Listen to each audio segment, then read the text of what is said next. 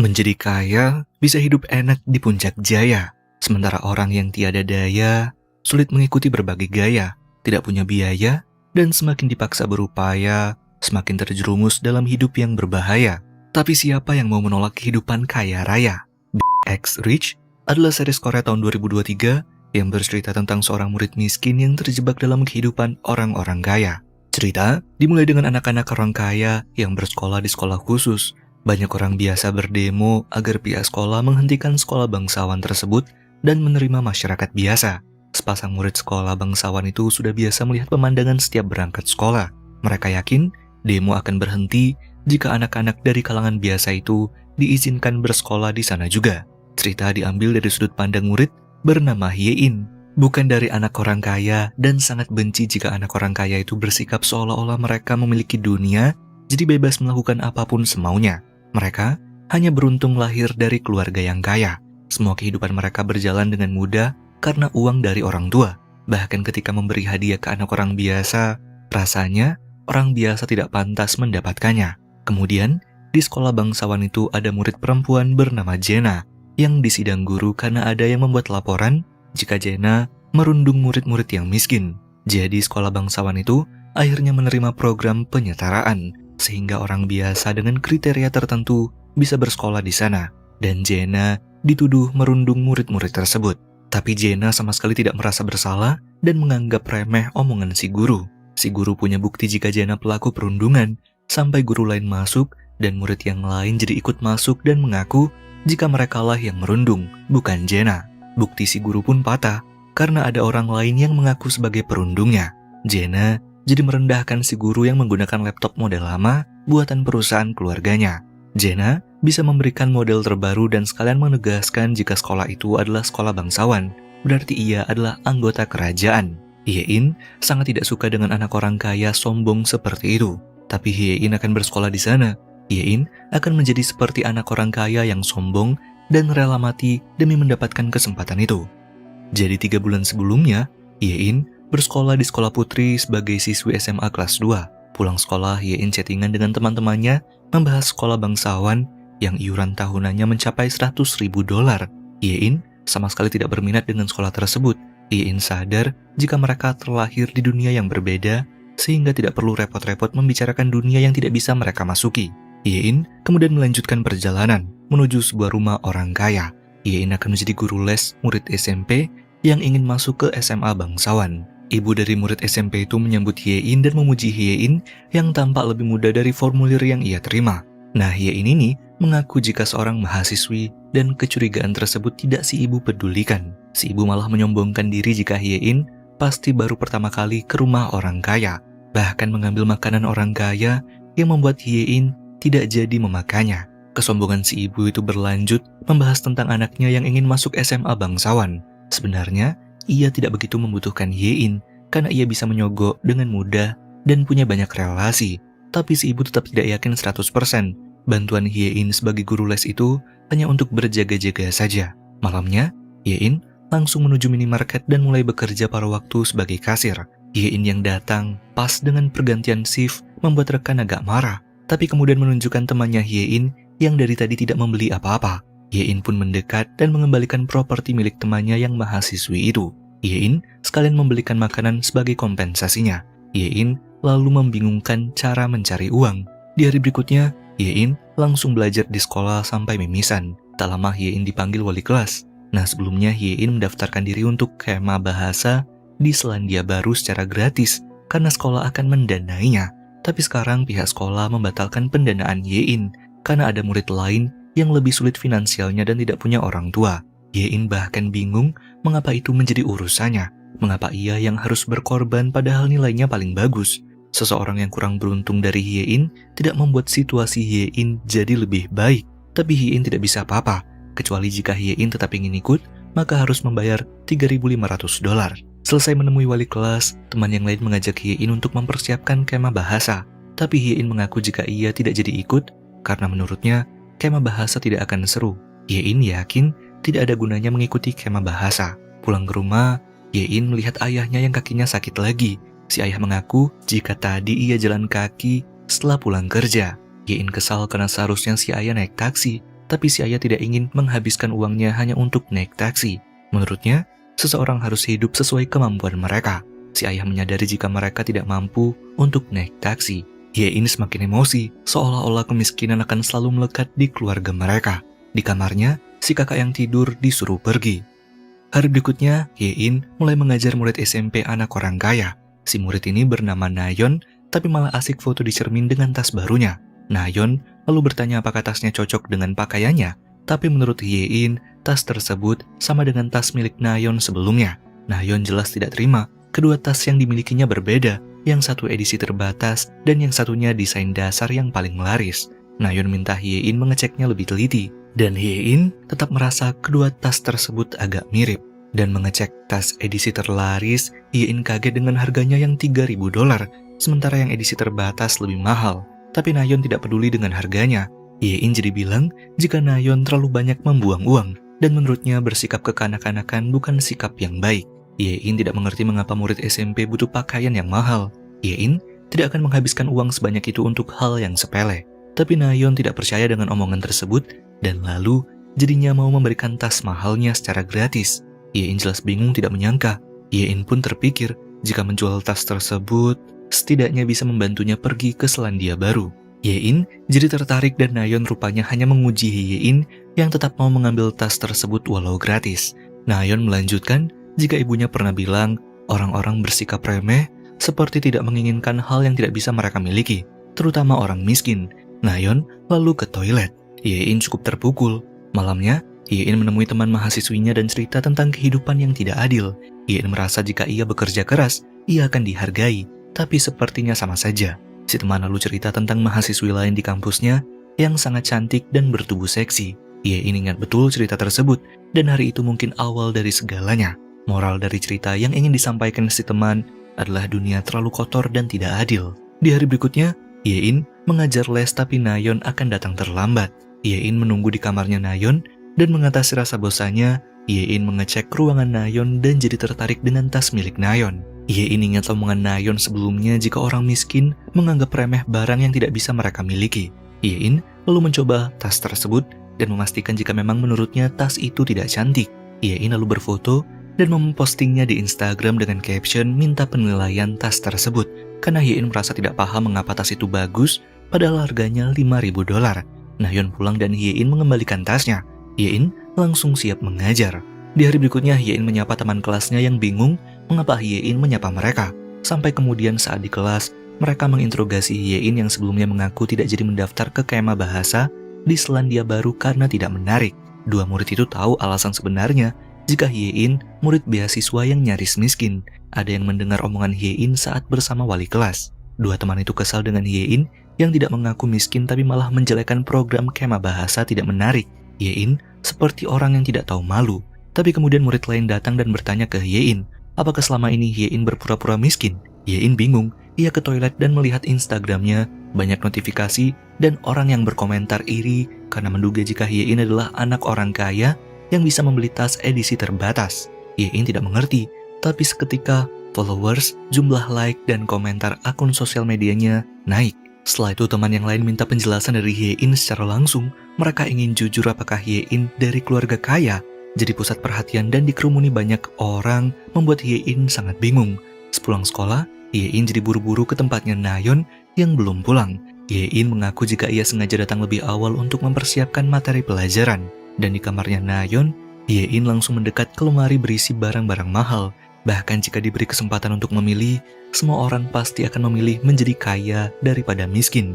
Sebelumnya, Ye-in yakin teman-temannya tidak akan tahu yang sebenarnya. Jadi Ye-in mengaku jika ia memang dari keluarga kaya. Lanjut ke episode 2, para pembuli di SMA Bangsawan menyudutkan 4 murid program penyetaraan dari keluarga biasa. Para pembuli ingin tahu siapa orang yang melapor ke komite anti perundungan. Para pembuli bertingkah seperti itu karena Jenna yang memerintahkannya. Tapi murid miskin tidak ada yang mengatakan apa-apa. Murid pria lain bernama Doeon lalu pergi. Salah satu murid miskin kemudian kesal karena harus dirundung tanpa alasan. Ia tidak tahu salahnya. Pembuli lain jadi semakin emosi, tapi Jenna minta berhenti. Jenna seperti ratu di sekolah tersebut. Ia bisa memerintah sesukanya. Jenna menyuruh para pembuli untuk masuk ke kolam yang para pembuli tidak bisa membantah. mereka menurut masuk kolam. Setelah itu Jenna bicara ke murid pria yang dirundung. Jenna memberitahu jika salah murid tersebut karena terlahir miskin. Sementara di sekolah, Hye-in didekati teman yang lain yang melihat foto kemewahan Hye-in di rumahnya Nayeon. Mereka sangat kagum dan ingin tahu lebih banyak, sampai mereka bingung mengapa Hye-in hanya mempostingnya di Instagram dan tidak membawanya ke sekolah. Hye-in jadi ingat cerita temannya tentang mahasiswi cantik bertubuh seksi yang pintar. Semua mata tertuju ke mahasiswi tersebut karena selalu memakai pakaian bermerek. Mengendarai mobil berbeda tiap hari membuat mereka yakin jika keluarganya kaya. Tapi si mahasiswi itu malah bilang jika tidak pernah mendapat uang saku dari keluarganya. Dan Hye-in mengikuti jejak yang sama, mengaku tidak pernah mendapat uang saku dari orang tuanya. Selama ini, Hye-in bekerja paruh waktu untuk memenuhi hidupnya. Si teman semakin kagum, tapi teman lain yang mendengar bertanya bagaimana Hye-in bisa memiliki seluruh barang bermerek di Instagramnya. Karena tidak mungkin semua dibeli menggunakan hasil pekerjaan paruh waktu. Hye-in ingat cerita temannya tadi soal mahasiswi itu yang sempat ditanya hal serupa. Si mahasiswi itu bilang jika memang seharusnya orang tua harus memberikannya makan, pakaian, dan tempat tinggal. Kecuali itu, ia harus mencari uang sendiri untuk menafkahi diri. Hye-in lagi-lagi meniru omongan tersebut, membuat si teman semakin kagum. Hye-in melanjutkan jika barang tersebut milik orang tuanya, jadi tidak pernah ia bawa atau pamerkan. Temannya Hye-in jadi semakin menyanjung Hye-in. Selain pintar, Hye-in juga bisa menafkahi diri sendiri. Si teman jadi menyarankan Hye-in untuk memperbanyak follower. Setidaknya, jika ada 10.000 pengikut, Hye-in bisa mendapatkan tawaran endorsement. Dari pengalaman yang si teman dengar, setiap bulan endorsement bisa menghasilkan 3.000 atau 4.000 dolar. Hye-in jadi senang. Sementara di sekolah bangsawan, guru bahasa Inggris menyadari jika Jenna tertidur di kelasnya. Tapi semua orang tidak mau membangunkan Jenna karena Jenna adalah anak tunggal dari orang kaya berpengaruh di Korea. Si guru agak kesal karena walaupun Jenna anak orang kaya, tapi ia tidak punya hak untuk tidur di kelasnya. Si guru jadi membangunkan Jenna dan bilang jika sebagai murid, mereka harus sopan santun dan menghormati guru, tidak peduli jika lahir dari keluarga kaya. Jenna tidak terima dinasehati dan malah menjelaskan ulang apa yang si guru tadi ajarkan dengan pelafalan bahasa Inggris yang lebih baik. Jenna menyinggung si guru yang juga guru kontrak baru. Jenna minta si guru tahu diri dan tidak mengajarinya soal sopan santun. Jenna kembali tidur. Hye-in juga sepulang sekolah datang ke rumah Nayeon lebih awal. Ibunya Nayeon sempat bingung, tapi asisten rumah tangga menjelaskan jika Hye-in lebih sering datang awal akhir-akhir ini untuk menyiapkan materi pelajaran. Si ibu jadi semakin senang dan kemudian izin pergi. Di ruangannya Nayeon, Hye-in mulai mencoba barang-barang lain milik Nayeon, memfotonya dan mengunggahnya di Instagram. Hye-in punya tujuan untuk mendapat lebih banyak pengikut Instagram agar bisa menerima tawaran endorsement. Tapi Hye-in merasa jika yang difotonya selalu hal yang sama, sehingga followersnya tidak lagi bertambah. Sehingga Hye-in punya ide dan mengecek rumah Nayeon lebih lanjut. Ia menemukan lemari besar memajang banyak pakaian mahal lainnya. Hye-in tertegun sampai melihat ada kalung mahal memikat matanya. Tapi asisten rumah bingung dengan apa yang Hye-in lakukan. Hye-in jadi beralasan jika ia ingin ke toilet, tapi tak sengaja melihat lemari yang sangat keren. Si asisten pun hampir salah paham dan mempersilahkan Hye-in melihat lagi. Hye-in kemudian mengembalikan kalung dan tak sengaja melihat pakaian seragam sekolah bangsawan. Sekolah yang isinya murid-murid kaya raya. Hye-in jadi punya ide dan bertanya ke asisten rumah soal seragam milik Nayeon di SMA bangsawan, padahal Nayeon masih SMP. Si asisten pun bilang jika ibunya Nayeon memesan seragam lebih dulu karena tidak sabar. Si asisten bahkan yakin jika Nayeon akan lulus di SMA bangsawan karena harta dan relasi yang dimiliki orang tuanya. Dan kemudian, Hye-in diam-diam membawa seragam tersebut ke kamarnya Nayeon. Ia mencobanya walau cukup sempit. Setelah itu Hye-in memfoto dirinya dan diupload ke Instagram. Tapi kemudian Hye-in tertegun akan dirinya sendiri. Ia merasa Nayeon adalah anak yang beruntung berbeda dengan dirinya. Hingga suara Nayeon terdengar membuat Hye-in panik dan mencoba melepaskan seragamnya. Nayeon pulang lebih awal karena ingin mencoba seragam barunya saat akan bersekolah di SMA bangsawan nanti. Tapi Nayeon tidak menemukannya dan agak kecewa kembali ke kamar. Hye-in yang tidak punya waktu jadi bersembunyi. Nayeon masih kesal karena belum berhasil menemukan seragam barunya. Saat ingin keluar kamar, ia mendengar suara ponsel Hye-in. Karena penasaran, Nayeon pun mengecek ponselnya Hye-in dan menemukan banyak notifikasi dari Instagramnya. Memeriksa lebih lanjut, Nayeon sangat tidak menyangka dengan apa yang dilihatnya. Hye-in selama ini berfoto di rumahnya dan mengakui semua yang diposting adalah miliknya.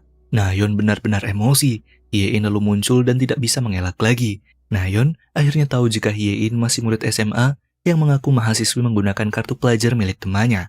Hyein mengaku tidak bermaksud buruk dengan memakai barang milik Nayeon dan diunggah ke Instagram. Dan Nayeon juga tidak mempedulikannya. Lagi pula Hyein sudah berbuat kejahatan dengan memalsukan catatan akademisnya. Ibunya pasti akan menuntut jika tahu, dan Hyein mohon agar tidak diberitahu ke si ibu. Hyein akan mengundurkan diri dengan alasan pribadi. Nayeon pun setuju, namun Nayeon tidak mau Hyein berhenti. Sebagai gantinya, Hyein harus melakukan apa yang ia inginkan sebagai penebusan karena telah membohonginya. Malamnya saat kerja, Hyein tampak sangat tak tenang dan ingin cepat-cepat selesai, karena di sela-sela kerjanya, ia harus menyelesaikan seluruh pekerjaan rumah milik Nayeon. Teman mahasiswinya bahkan ikut membantu. Si teman bahkan bingung mengapa Hyein tiba-tiba jadi anak yang berpura-pura kaya, karena sebelumnya cita-citanya hanya ingin menjadi PNS. Hyein yakin jika saat itu sempat kehilangan akal. Awalnya Hyein tidak ingin merasa malu karena miskin, tapi Hyein benci jika harus dipermalukan di depan orang lain. Hingga kemudian saat mencicipi jadi orang yang pura-pura kaya, Hyein seperti menikmatinya, walau di kenyataannya mustahil untuk dicapai. Tapi setidaknya, Hyein bisa menjadi orang kaya di media sosial. Dan ketahuan oleh Nayeon malah membuat Hyein semakin kesal. Karena di hari-hari lain, Hyein dijadikan asisten pribadi dan harus menemani Nayeon dan temannya. Hyein harus menuruti apa yang Nayeon perintah dan inginkan. Hyein jelas kesal, tapi demi Nayeon tidak melapor ke si ibu, Hyein hanya bisa pasrah. Sampai Hyein disibukkan juga dengan ujian tengah semester yang akan berlangsung. Saat ingin pulang, Nayeon menyodorkan pekerjaan rumah dari sekolah. Tapi karena PR itu milik teman-temannya Nayeon, Hyein jelas protes. Nayeon jadi mengancam akan melapor ke ibunya. Hyein menahan emosi, ujiannya akan datang, dan Hyein tidak bisa belajar karena Nayeon. Nayeon juga bilang jika ia akan ujian wawancara masuk SMA bangsawan, dan setelah itu, Hyein tidak akan lagi dibutuhkan. Hyein pun jadi akan membiarkan pekerjaan rumah itu dikerjakannya untuk terakhir kali. Hyein lalu pergi. Hari ujian pun tiba.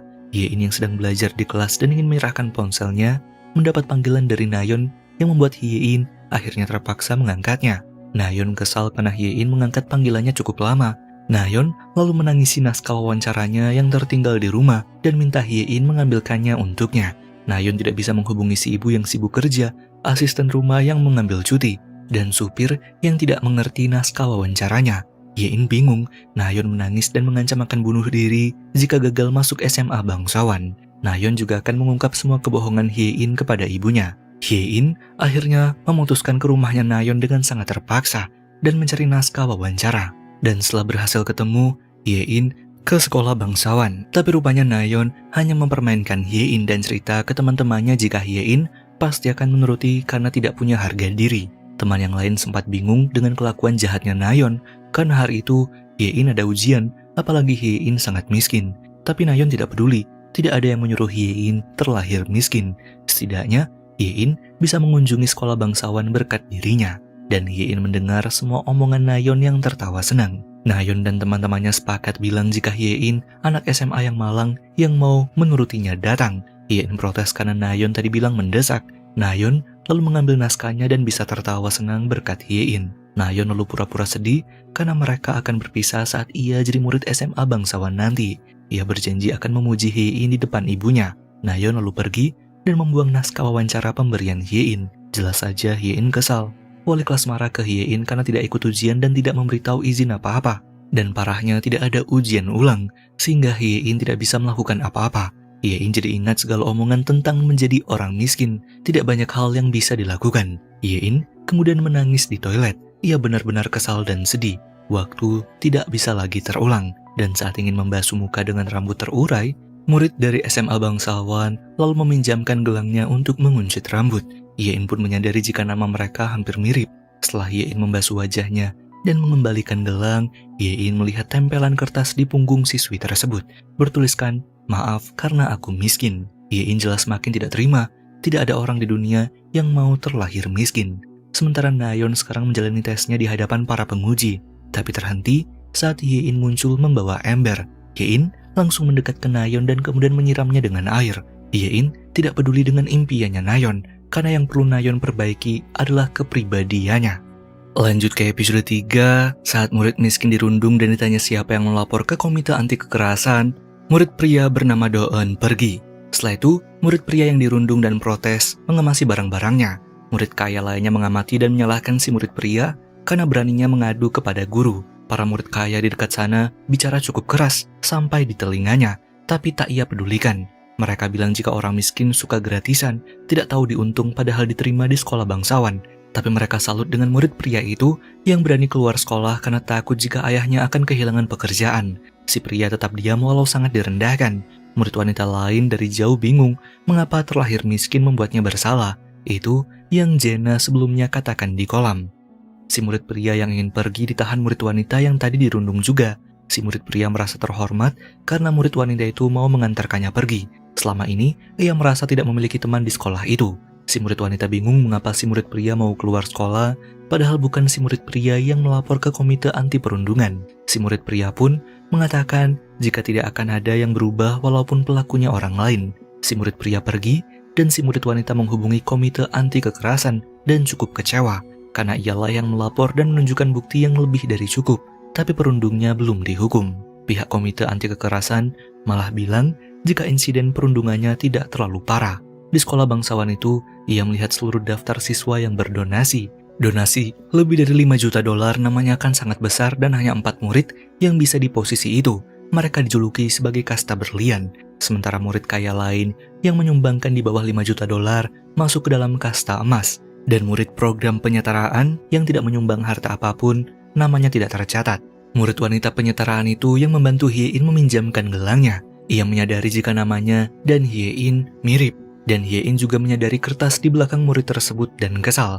Hye-in kemudian menjelajah sekolah bangsawan tersebut dan kebetulan berpapasan dengan Jenna.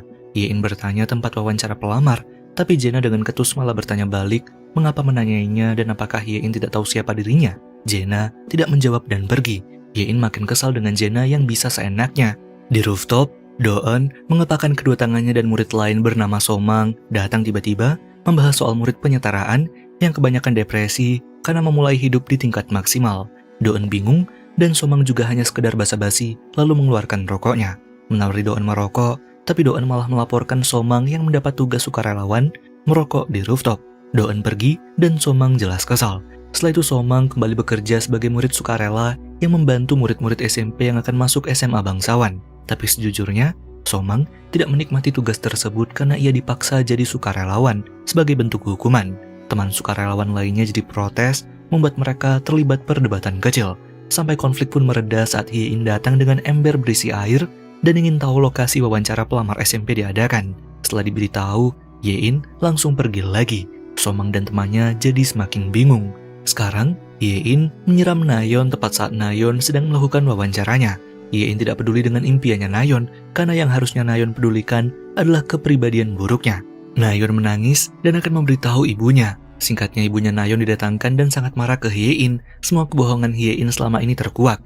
Si ibu tidak akan memaafkan Hye-in. Tapi Hye-in tidak peduli dan malah bertanya balik apakah si ibu sudah selesai memarahinya. Membuat si ibu semakin kesal dan penguji lalu keluar ruangan. Mereka menyalahkan Nayeon yang membuat tempat wawancara berantakan dan minta agar ibunya Nayeon tidak membuat keributan lagi di dalam gedung. Si ibu jadi mencoba menjelaskan dan yakin ada kesalahpahaman. Nayeon adalah korban yang tidak bersalah. Hye-in adalah biang kerok dari kekacauan yang terjadi. Tapi direktur sekolah menegaskan jika mereka tidak mengizinkan apapun bentuk pertengkaran, apalagi di depan banyak orang.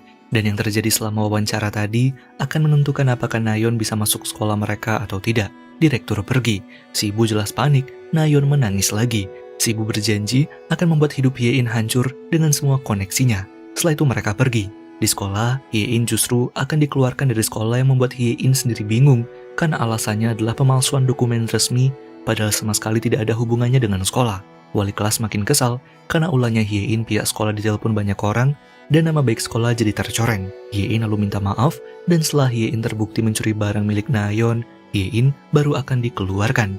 Hye-in semakin tidak mengerti karena ia tidak mencuri apapun. Yang wali kelas bilang jika pihak Nayeon punya bukti foto di Instagram. Hye-in kembali ke kelas dan jadi bahan omongan. Keadaan terbalik padanya, tak ada yang mau mendekatinya lagi. Semua orang mengucilkannya dan menggunjingkannya terang-terangan. Sementara sepasang temannya Jenna yang pacaran melihat Instagram dan menemukan foto Hye-in menggunakan seragam sekolah mereka. Padahal mereka tidak pernah melihat Hye-in sebelumnya.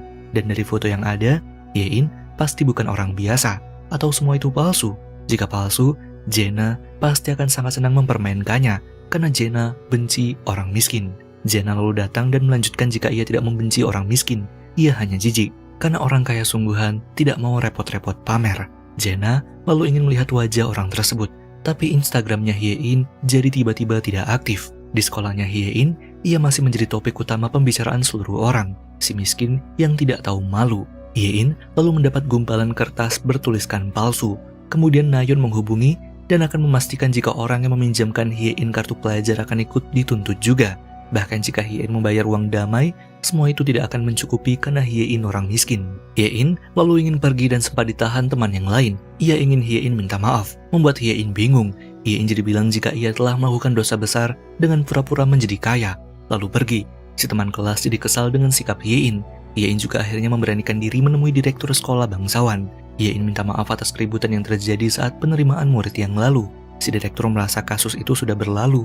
Lagi pula seharusnya Hye-in minta maaf kepada Nayeon dan keluarga. Hye-in jadi minta agar direktur mempertimbangkan kembali Nayeon diterima di SMA bangsawan. Bahkan jika Hye-in minta maaf ke Nayeon dan keluarga, tidak akan mungkin memaafkannya. Hye-in mengakui perbuatannya salah, tapi ia mengaku jika anak baik, pintar, dan catatan sekolahnya bersih. Tapi sekarang Hye-in harus dikeluarkan dari sekolah, dituduh pencuri, dan temannya yang tidak bersalah dituntut karenanya. Hye-in merasa hukumannya terlalu berat. Hye-in memohon agar setidaknya direktur bisa memberinya kelonggaran. Direktur jadi bingung mengapa ia harus membantu murid miskin, karena jika direktur memperbolehkan Nayeon masuk ke sekolah mereka, justru mereka akan sangat untung puluhan ribu dolar. Namun jika Hye-in memang pintar, Hye-in harusnya tahu mengapa mereka menolak Nayeon. Tindakan yang dilakukan Nayeon dan ibunya disaksikan banyak mata, dan jika mereka membiarkan Nayeon bersekolah di sana, artinya nama baik sekolah akan hancur. Banyak orang kaya yang akhirnya memutuskan tidak jadi ke sekolah mereka. Apapun yang Hye-in coba lakukan tidak akan mengubah hasil apa-apa. Direktur lalu menyuruh Hye-in pergi. Hye-in jadi izin ke toilet lebih dulu. Di waktu yang sama, So-mang merokok di toilet dan panik mendengar seseorang masuk. So-mang menyembunyikan rokoknya, sementara Hye-in yang masuk toilet sangat kesal karena merasa hidupnya sangat tidak adil. Hye-in lalu menangis, dan So-mang jadi semakin bingung. Hye-in berada di toilet sangat lama. So-mang kemudian mencoba untuk pergi diam-diam dari tempat itu. Hanya saja Hye-in menyadari keberadaan pria dan langsung menghentikannya. Hye-in menduga jika So-mang adalah pria mesum, Hye-in akan melaporkan polisi yang So-mang cegah. Ia mengaku hanya merokok di tempat itu. Hye-in semakin tidak percaya mengapa So-mang harus merokok padahal masih pelajar dan lagi di toilet wanita.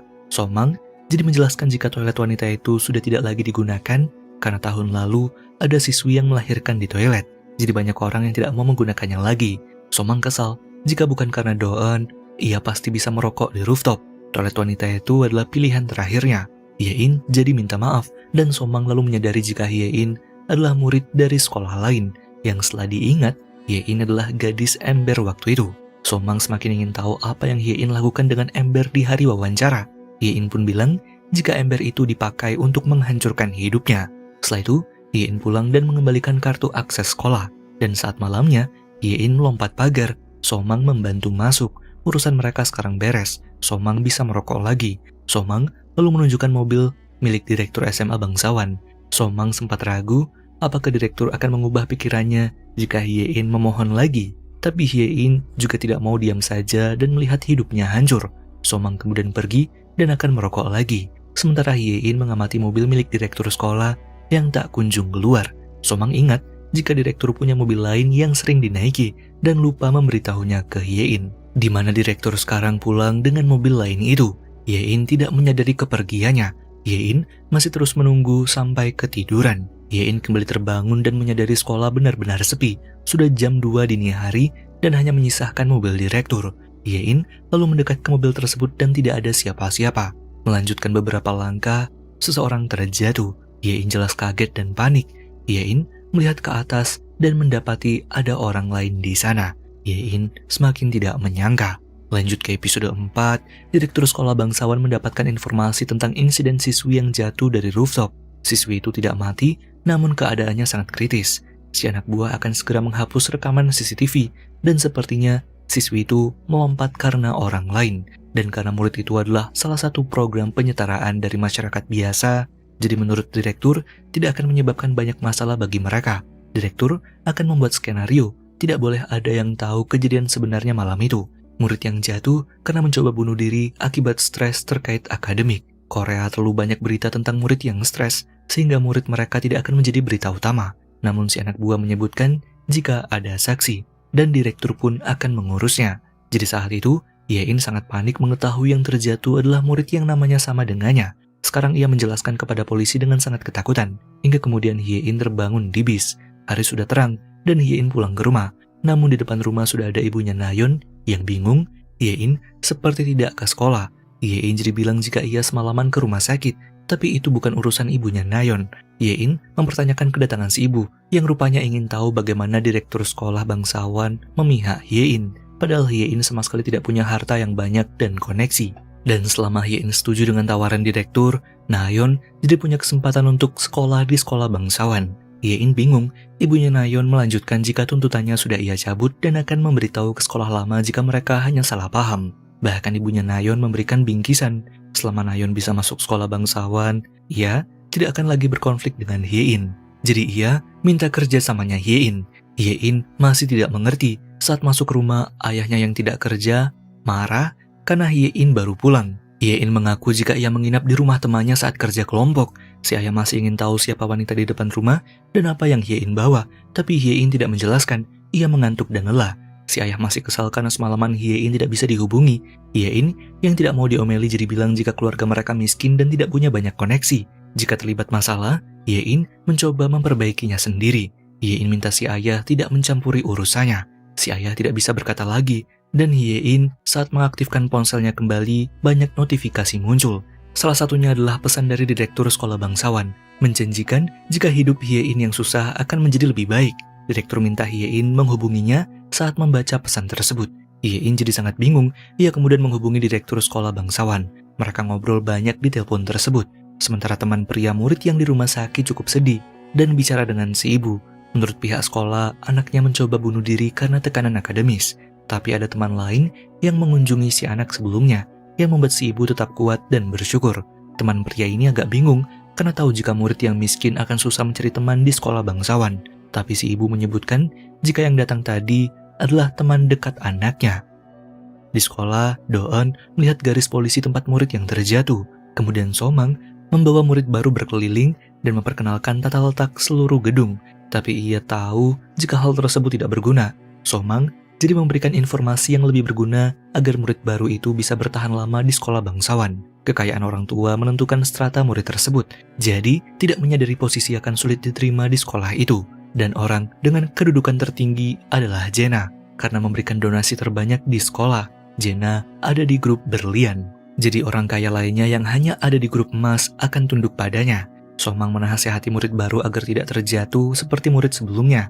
Si murid baru mengaku ayahnya adalah direktur klinik bedah plastik, tapi menurut Somang, murid tersebut akan cukup kesulitan bertahan. Sementara direktur sekolah bangsawan dan jajarannya membahas tentang departemen pendidikan yang ingin sekolah bangsawan menerima lebih banyak murid dari masyarakat biasa. Di hadapan mereka ada seseorang pria yang dibuli, tapi direktur mengenali orang tua pembuli dan lalu berlalu begitu saja. Mereka membuli lagi, sementara Doeon mendapati kertas kandidat pendidikan setara yang terjatuh. Di kelas lain, saat guru menerangkan tentang pencegahan bunuh diri atas kejadian yang baru terjadi, tak ada satupun murid yang memperhatikan. Jena berterus terang jika kejadian murid yang jatuh itu sudah cukup meyakinkan mereka untuk tidak bunuh diri. Jadi seharusnya tidak perlu belajar lagi. Jena pergi. Sementara di sekolahnya Yein, ia jadi pusat pembicaraan. Tapi Yein bodoh amat dan mengemasi barang-barangnya. Ingin pergi, tapi teman yang lain masih mengungkit kesalahan Yein menjadi orang kaya padahal miskin. Namun Yein tidak peduli dan pergi. Sampai murid lain datang dan mendapat informasi jika Yein pindah ke sekolah bangsawan membuat mereka semua tidak menyangka. Mereka jadi semakin iri dengan Yein yang kini pulang seorang diri. Yein juga berhenti kerja di minimarket. Temannya sudah tahu Yein pindah. Yein menjelaskan lebih lanjut tentang program sekolah bangsawan yang sangat lengkap, mulai tunjangan sampai fasilitas yang mewah. Pertama kali Yein menginjakan kaki di sana, ia sangat kagum. Dengan pindah ke sekolah itu, jadi keuntungan dan kesempatannya untuk mengubah hidup menjadi lebih baik. Si teman jadi ingin tahu lebih lanjut kesepakatan apa yang Yein dan direktur sekolah bangsawan miliki, sehingga Yein bisa mendapatkan kesempatan sekali seumur hidup itu. Tapi Yein tidak bisa menjelaskan. Ia mengaku mengeluarkan seluruh uang tabungannya untuk sekolah di sana. Yein lalu mengalihkan pembicaraan dan mengajak makan. Hari berikutnya, pihak sekolah memberikan seragam baru untuk Yein. Sekarang, Yein pun resmi menjadi murid SMA bangsawan. Dengan seragamnya, ia mencari sepatu yang harganya mahal sama seperti milik Nayeon dulu. Dari uang hasil tabungannya, Yein langsung membeli sepatu tersebut. Walau masih berpikir panjang setelah membeli karena menghabiskan uang yang sangat banyak, tapi Yein merasa pantas mengenakan sepatu itu sesuai dengan seragam mewahnya. Setelah itu, Yein melihat-lihat lebih lanjut, menjelajah mall, dan mencoba berbagai pakaian walau tidak ada niatan untuk membeli. Seragam dari sekolah bangsawan menjadi kelebihannya karena dikira orang kaya. Tapi rupanya ada orang yang mengamati dari jauh. Dan saat Yein ingin pergi, orang tersebut bertabrakan dengan Yein, menjatuhkan minumannya. Tapi orang itu langsung pergi. Yein benar-benar kesal dan jadinya ke toilet, memeriksa sepatu baru mahalnya yang untung baik-baik saja. Namun kemudian Yein menyadari ada catatan tertulis jika Yein tampak keren memakai seragam dari hasil membunuh orang. Yein jelas kaget, orang yang ditabraknya tadi tahu sesuatu, tapi Yein tidak tahu siapa yang ditabrak. Ia mencari keluar dan sudah kehilangan jejak orang yang tadi ditabraknya. Sampai Yein ingat jika sepatunya masih di toilet, tapi sepatu itu sekarang sudah hilang, membuat Yein semakin bingung. Hingga seseorang keluar dari bilik toilet menggunakan sepatu yang mirip dengan miliknya tadi. Yein menduga orang tersebut mencuri sepatunya. Orang itu adalah Jena, yang langsung Yein tegur. Yein ingin sepatunya kembali. Mengetahui Yein menggunakan seragam sekolah bangsawan, Jena protes karena Yein tidak tahu diri dan berani kepadanya. Tapi Yein tidak mengerti dan juga tidak peduli. Jena membiarkan Yein lepas karena hari itu adalah hari buruknya. Jena memperingati agar jangan sampai mereka bertemu di sekolah. Jena ingin pergi dan Yein semakin kesal. Ia jadi akan menghajar Jena. Sementara itu, teman pria murid yang jatuh bertanya ke si ibu tentang murid lain yang sebelumnya datang. Si ibu tahu namanya, membuat si teman sangat tidak menyangka. Lanjut ke episode 5. Dulu, Yein dan teman-teman sekolah lamanya sering membahas tentang remaja paling berpengaruh di Korea. Salah satunya adalah Jena, putri tunggal dari perusahaan terbesar di Korea. Yein dan teman-teman iri dengan kehidupan Jena yang sepertinya tidak memiliki kekurangan apapun. Jena yang membeli sepatu cukup kesal setelah melihat guru wanita yang menyapanya. Jena tidak terima jika berada di satu tempat yang sama dengan si guru yang ia sebut sebagai gelandangan. Jena jadi ingin pulang duluan, si guru menahannya. Nah, si guru ini rupanya ibu tirinya Jena. Jena jelas tidak terima karena mengira jika si guru merayu ayahnya agar bisa hidup seperti orang kaya.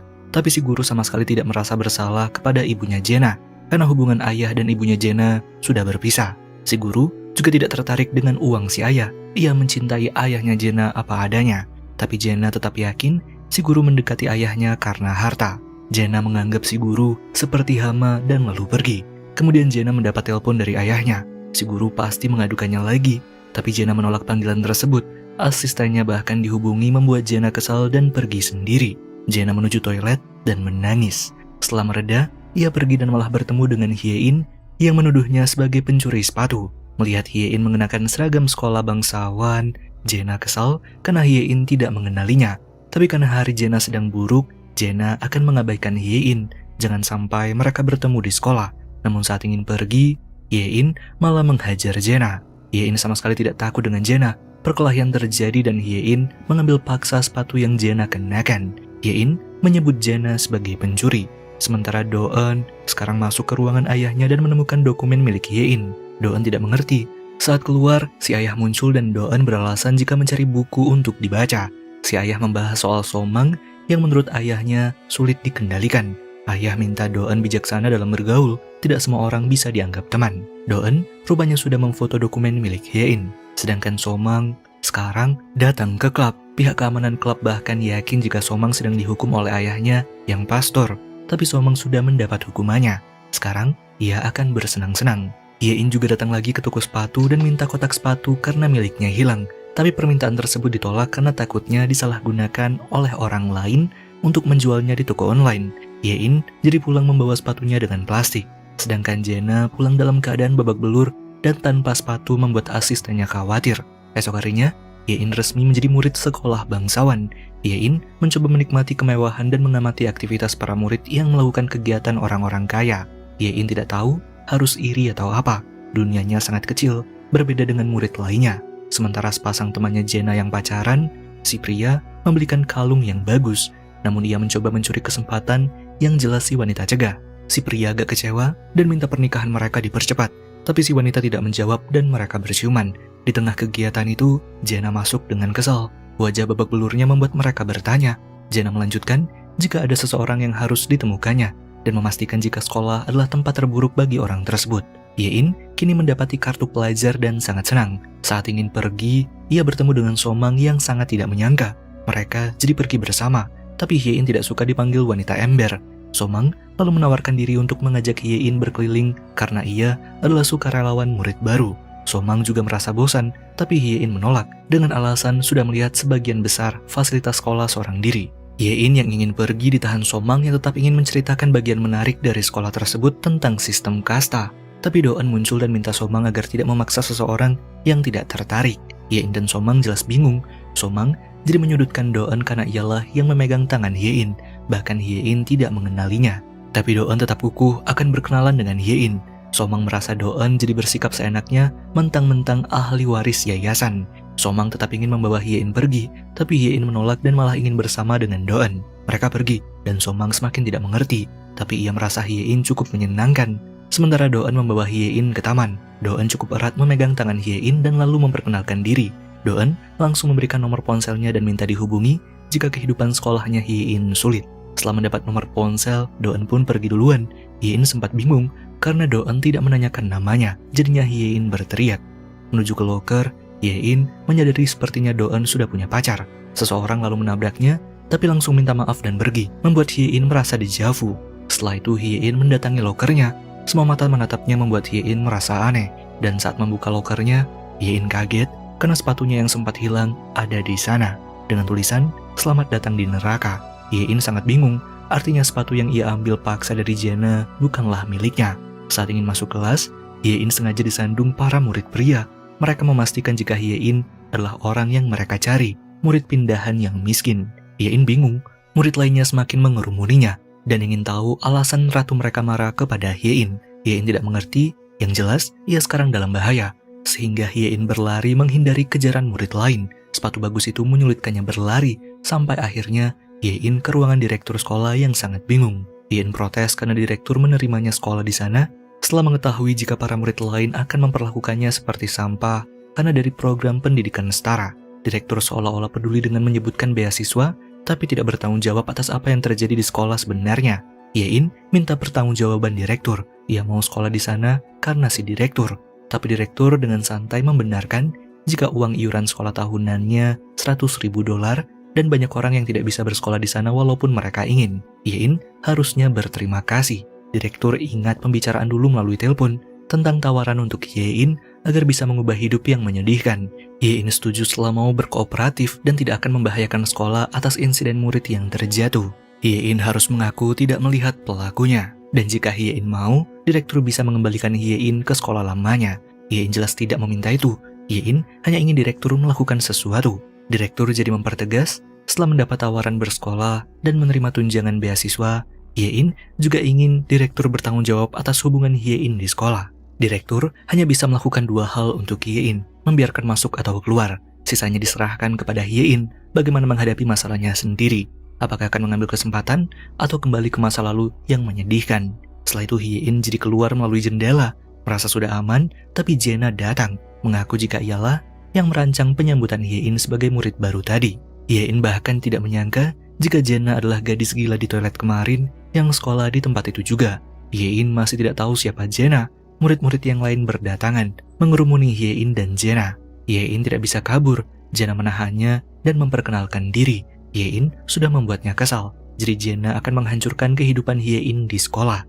Yein pun sadar jika dulu ia dan teman-temannya pernah membahas soal remaja yang paling berpengaruh di Korea, dan teman-temannya menyebut Jenna. Yein sangat tidak menyangka jika orang yang dulu pernah ia bicarakan ada di hadapannya. Dan karena sudah kepalang basah, Yein yang hidupnya akan habis menghajar Jenna dan kemudian pergi. Sebagian murid mengejarnya, sebagian mendekat ke Jenna yang terluka.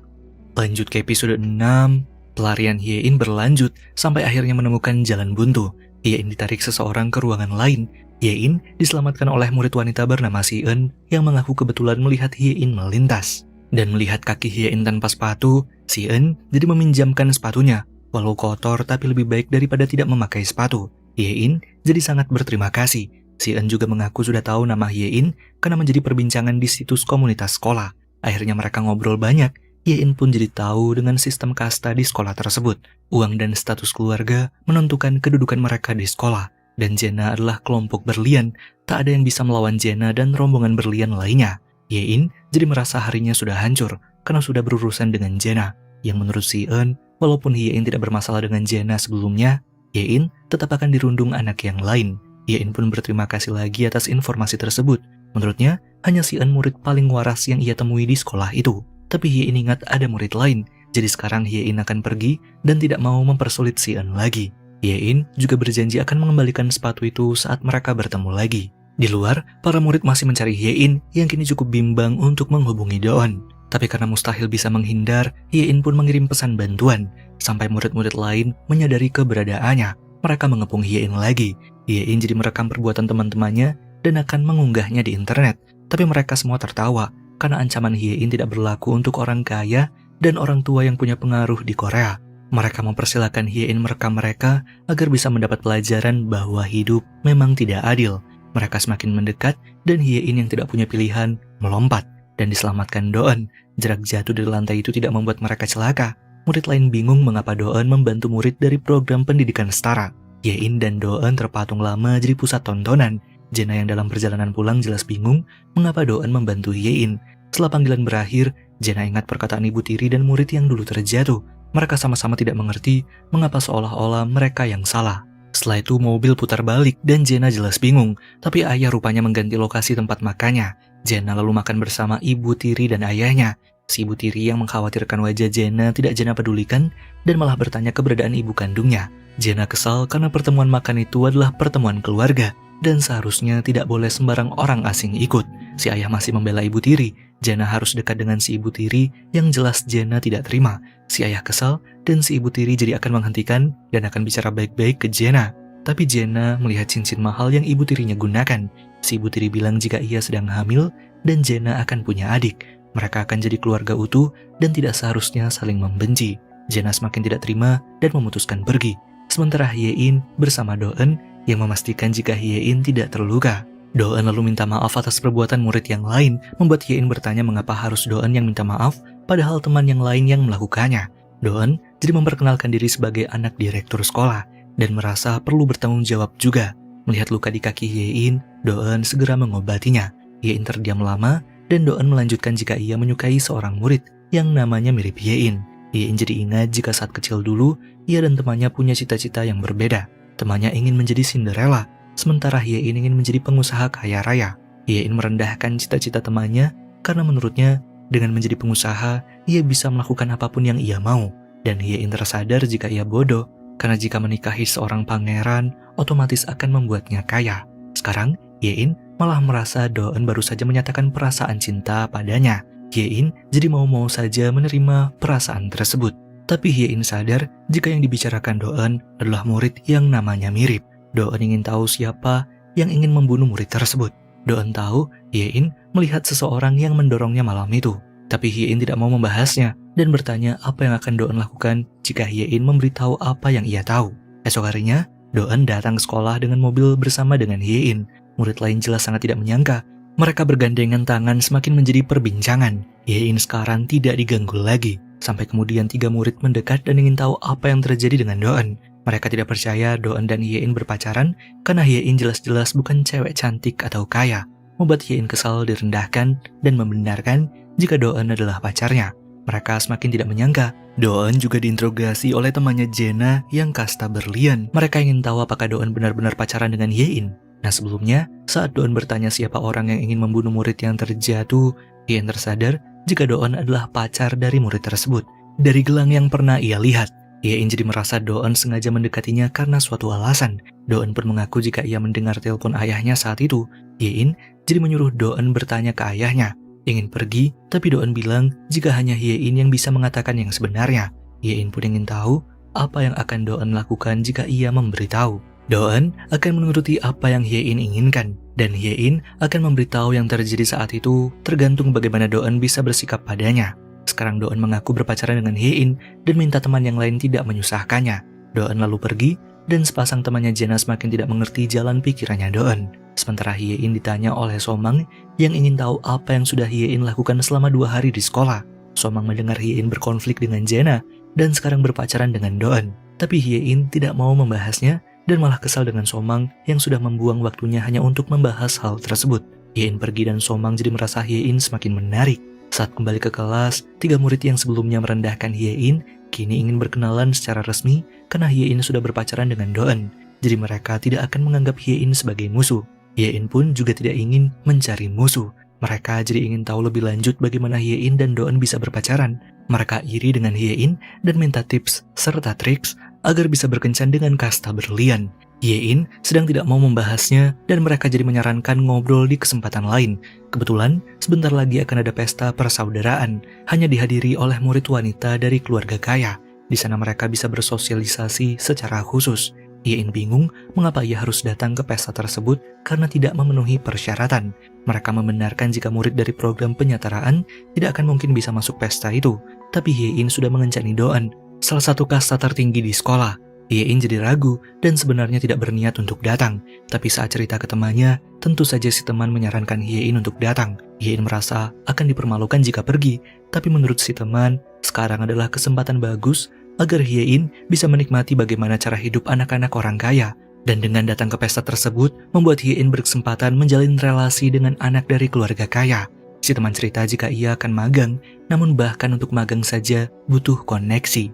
Hyein pun jadi tercerahkan, namun sayangnya ia tetap tidak akan pergi karena tidak punya gaun. Sampai mereka sadar jika Hyein punya orang kaya yang dikenali. Mereka lalu menemui Nayeon yang langsung mau meminjami Hyein gaunnya. Nayeon sempat bingung bagaimana Hyein bisa diundang pesta tersebut. Tapi karena pesta itu akan berguna saat ia menjadi murid SMA bangsawan nanti, Nayeon ingin tahu bagaimana keadaan pesta dan minta Hyein membuat laporan tentang acara tersebut dengan sangat detail. Hyein pun setuju. Nayeon sekalian minta agar gaunnya tetap bersih, jangan sampai kotor karena harganya $10.000. Malamnya, Hyein mendapat undangan untuk datang ke pesta. Hyein sudah meminjam gaun milik Nayeon. Sampai hari pesta pun tiba. Hyein sempat ragu apakah harus benar-benar datang atau tidak. Ia takut nantinya terintimidasi. Tapi si teman meyakinkan Hyein karena sekarang Hyein sudah tampil dengan sangat berkelas. Hyein seperti wanita kelas atas yang pertama diperkenalkan ke masyarakat seperti series Inggris yang ditontonnya. Walau Hyein orang biasa, tapi bisa masuk ke circle kelas atas dengan jalur pesta tersebut. Bahkan Cinderella pun pergi ke pesta sebelum bertemu dengan pangerannya. Walau di pesta kali itu tidak ada pria, tapi koneksi eksklusif Hyein nantinya akan mengubah Hyein seumur hidup. Hyein pun datang ke pesta. Banyak yang sudah datang dan Hyein lalu mengambil minuman. 3 pembuli mendekat membuat Hyein terjatuh dan berusaha agar tidak mengotori gaunnya. 3 pembuli itu mengejek Hyein yang terang-terangan mengambil minuman yang gratis. Kemudian wanita lain datang dan ingin membantu. Wanita itu temannya Jaena dan memberi selamat ke Hyein karena berpacaran dengan Doeun. Temannya Jaena ini tidak biasanya datang ke pesta, tapi ada yang mengharuskannya untuk datang. Hyein lalu menerima bantuan wanita tersebut, sampai Jaena lalu muncul, membuat semua mata tertuju padanya. Jaena mendekat ke Hyein dan temannya Jaena sengaja tidak lagi menolong Hyein yang membuat minumannya tumpah. Hyein jelas sangat panik, gaun mahal itu kotor, padahal Nayeon minta agar gaun itu tetap bersih. Hyein pun yakin jika kedatangannya adalah jebakan. Lanjut ke episode 7, Jaena tidak terima jika ia akan menjadi kakak dari anaknya ibu tiri.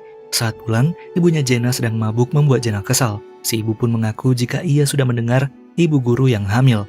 Ayah pasti sangat senang jika anaknya laki-laki. Si guru memberikan sesuatu yang si ibu tidak bisa berikan ke ayah. Si ibu juga bilang jika Jaena orang beruntung, membuat Jaena semakin kesal dengan omongan si ibu. Si ibu melanjutkan jika pernikahannya dulu tidak ada manfaat bagi si ayah. Jadi ia ingin minum merayakan perceraiannya. Tapi kemudian si ibu mabuk parah. Jaena jadi khawatir. Sementara Hyein sekarang makan bersama ayah dan kakaknya. Hyein tidak begitu nafsu dan ia langsung ke inti ingin minta uang dari si ayah. Si ayah yang baru gajian akan memberi uang jajan. Tapi yang Hyein minta $8.000 membuat ayah dan kakak terdiam sejenak. Si kakak langsung memarahi Hyein karena minta hal yang tidak masuk akal. Bahkan gaji ayah saja tidak mencapai $8.000. Si kakak jadi mengungkit jika Hyein semakin aneh saat masuk SMA bangsawan, tempat yang memang seharusnya bukan untuk orang miskin seperti mereka. Hyein lalu mendapat pesan dari Nayeon untuk membayar ganti rugi selama 1 bulan. Terlambat 1 hari, Nayeon akan melapor ke ibunya. Hyein jadi semakin bingung, ia melihat kembali gaun milik Nayeon yang kotor. Hyein menangis. Hyein awalnya merasa jadi orang yang paling beruntung saat diundang pesta, tapi semua berubah karena Hyein jadi orang tersial. Jadi malam saat pesta, Hyein dipuji oleh anak orang kaya lain. Hyein sebelumnya sudah mengecek remaja berpengaruh di Korea. Banyak anak orang kaya yang datang ke pesta tersebut. Hyein juga sempat merasa tidak percaya datang ke pesta itu seperti bukan tempatnya. Hingga kemudian saat mengambil minuman, 3 pembuli sengaja mendorong Hyein. Lalu temannya Jena datang ingin membantu membangkitkan Hyein. Tapi saat Jena datang, ia sengaja membuat minuman tumpah di gaun. Semua orang mengelilingi Hyein yang panik. Jena lalu mengambil 1 botol minuman dan menumpahkannya ke gaun Hyein. Hyein tidak habis pikir. Jena protes karena Hyein beraninya datang ke pesta. Berpacaran dengan Doeun tidak akan meningkatkan strata sosialnya Hyein. Jena minta Hyein tahu diri. Hyein ingin memberi Jena pelajaran tapi para pegawai mencegahnya. Hyein jelas protes karena Jena yang memulai konflik. Sampai temannya Jena bilang jika para pegawai di sana dipekerjakan Jena. Tak ada satupun yang ada di pihaknya Hyein yang kemudian diusir pergi. Pulangnya, Jena minta pembantunya dipecat karena membereskan kamarnya. Jena punya prinsip jika semua harus ada pada tempatnya, entah itu orang atau benda. Esok harinya, Jena menemui Nayeon yang yakin jika Hyein sekarang pasti sangat kacau. Nayeon sudah menjalankan tugas sesuai perjanjian mereka. Setelah Nayeon pergi, Doeun muncul dan protes ke Jena atas apa yang dilakukannya di pesta semalam. Tapi Jena malah bingung dengan sikap Doeun yang membela parasit pendidikan setara. Doeun jadi minta Jena berhenti merundung seperti anak kecil, karena mereka seseorang hampir mati. Namun Jena malah menyarankan Doeun sebagai teman yang sudah bersama 18 tahun, Doeun sebaiknya tidak berkencan dengan rakyat jelata yang miskin. Karena jika Doeun tetap kukuh, maka Doeun akan berakhir sama seperti ibunya. Para masyarakat miskin hanya memanfaatkan mereka sebagai batu loncatan dalam masyarakat. Jena melanjutkan, jika hanya Doeun yang tidak tahu tentang murid yang jatuh dari gedung, sementara murid berlian lainnya sudah tahu. Jena pergi dan Doeun tidak mengerti. Malamnya, Somang kaget melihat video Jena menyiram gaunnya Hyein. Somang tidak menyangka Hyein selalu membuat masalah di dalam dan di luar sekolah. Sampai akhirnya ia melihat Hyein melintas yang membuatnya semakin tidak percaya. Nah, Hyein ini mendatangi seorang pria dan akan mengambil uang tunainya. Tapi kemudian Somang datang menghentikan perbuatan pria tersebut.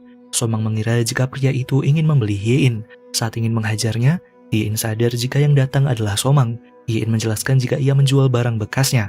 Si pria jadi ikut kesal dan bilang jika ia ingin membelikan pacarnya barang milik Hyein yang belum digunakan. Transaksi pun selesai. Hyein minta maaf. Setelah itu ia pergi. Somang ingin minta maaf tapi Hyein semakin emosi. Somang lalu mengikuti Hyein dan menjelaskan jika pertemuan Hyein dan pria tadi cukup mencurigakan. Hyein lalu mengatakan jika barang yang dijualnya tadi harus didiskon karena Somang merusak hati pembelinya. Hyein tidak marah Somang salah paham. Hyein kesal karena ia harus kehilangan uang 50 dolarnya. Hyein menjelaskan jika ia harus berjalan malam itu padahal rumahnya jauh karena ia tidak punya uang. Hyein pun mengungkit kembali kejadian di tempat pesta. Ia sangat jengkel dipermalukan dan ditertawakan semua orang. Dan lagi, Hyein yakin hidupnya semakin kacau jika tidak mendapat uang untuk gaun tersebut. Hidupnya sekarang tergantung pada 8.000 dolar yang Somang dan anak orang kaya lain anggap receh. Hyein pergi dan Somang semakin merasa bersalah. Somang jadi bertanya berapa yang Hyein butuhkan. Mengira jika Somang akan meminjaminya, Somang lalu mengantarkan Hyein pulang. Somang kasihan karena sebelumnya Hyein mengaku tidak punya ongkos. Hyein jadi mempertanyakan apakah Somang benar-benar murid SMA bangsawan atau justru murid program penyetaraan seperti dirinya. Somang pun bilang jika keluarganya bisa dengan mudah menyamai keluarga orang kaya lainnya. Tapi tak semua hidupnya indah. Di rumah, Hyein mencari pekerjaan sampingan yang bisa menghasilkannya uang 8.000 dolar, tapi tak berhasil menemukan pekerjaan yang cocok. Esoknya, wali kelas menawarkan Hyein program tunjangan beasiswa berupa rumah sewa, karena ada beberapa anak program penyetaraan yang tidak punya meja untuk belajar di rumah, sehingga mereka menyediakan program khusus tersebut. Setelah itu, Hyein pergi, tapi jadi pusat perhatian, karena di punggungnya ada tulisan parasit pendidikan setara. Kemudian Jena muncul dan mempertegas walau Hyein bisa lari sesukanya, tapi tidak akan mengubah betapa tidak berharganya Hyein. Hyein bingung, sejak awal kedatangannya selalu diomeli soal tahu diri. Hyein sebenarnya sudah tahu diri, ia sudah sadar. Justru menurut Hyein, Jena lah yang tidak sadar diri, karena sebagai kasta berlian, anak terkaya di sekolah, dan memiliki semua yang ditawarkan dunia, Jena seperti merasa minder dan terus mengincarnya, orang yang tidak punya apa-apa. Bahkan Jena rela menghabiskan waktu dan tenaga hanya untuk Hyein. Jika Hyein adalah parasit, seharusnya Jena tidak akan membuang waktunya yang berharga. Jena semakin kesal dan Yein bilang jika ia tidak akan melawan jika Jena mengganggunya. Jadi anggap saja Yein tidak ada di sekolah. Dengan begitu mereka berdua bisa tenang. Tapi Jena tidak terima dan tidak suka hal yang tidak pasti. Jena ingin Yein keluar dari sekolah dan agar sepadan, Jena akan membayar seluruh uang ganti rugi gaun milik Nayeon. Setelah itu, Yein bisa keluar sekolah. Lagi pula Yein tidak akan bisa ganti rugi. Yein terdiam. Jena memberikan waktu 1 minggu, kemudian pergi. Sebelum jauh, Jena akan memberikan bonus jika Yein bisa keluar lebih cepat.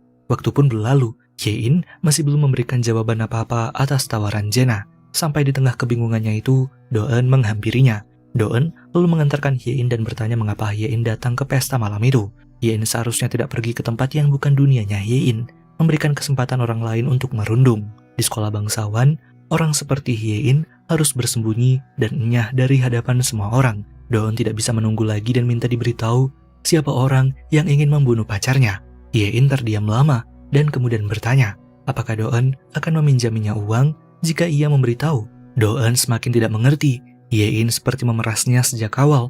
Doeun malah membandingkan Yein dengan pacarnya. Nama mereka mungkin mirip, tapi Yein tidak sebanding. Pacarnya, walaupun dari program penyataraan tapi tidak menuntut apapun darinya.